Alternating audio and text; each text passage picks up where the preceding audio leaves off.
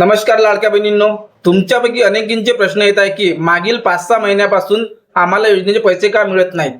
काळजी करू नका, आज मी तुम्हाला याचं नेमकं कारण आणि उपाय सांगणार आहे।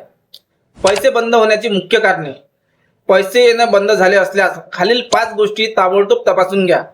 पहिला मुद्दा, ई-केवायसी। तुमची ई-केवायसी पूर्ण आहे का ते तपासा। ते अपूर्ण किंवा चुकीची असल्यास लाभ थांबू शकतो। दुसरा मुद्दा, आधार बँक लिंकिंग म्हणजेच डीबीटी।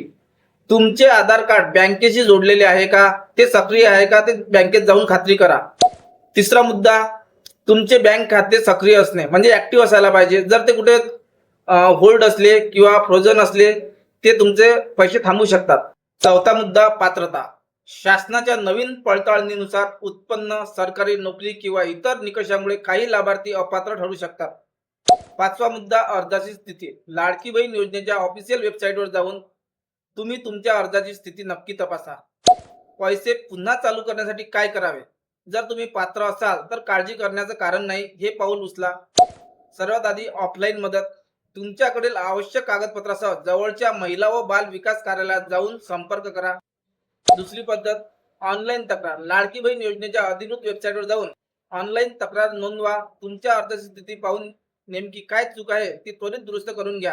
महिलांच्या सक्षमीकरणासाठी ही योजना आहे, त्यामुळे कोणतीही शंका असल्यास नक्की कार्यालयात संपर्क करा। ही माहिती सर्व गरजू बहिणींपर्यंत पोहोचवा, जेणेकरून कोणाचाही लाभ थांबणार नाही। अशाच नवीन आणि खात्रीशीर अपडेटसाठी आपल्या पेजला फॉलो करा आणि हा व्हिडिओ जास्तीत जास्त शेअर करा। धन्यवाद।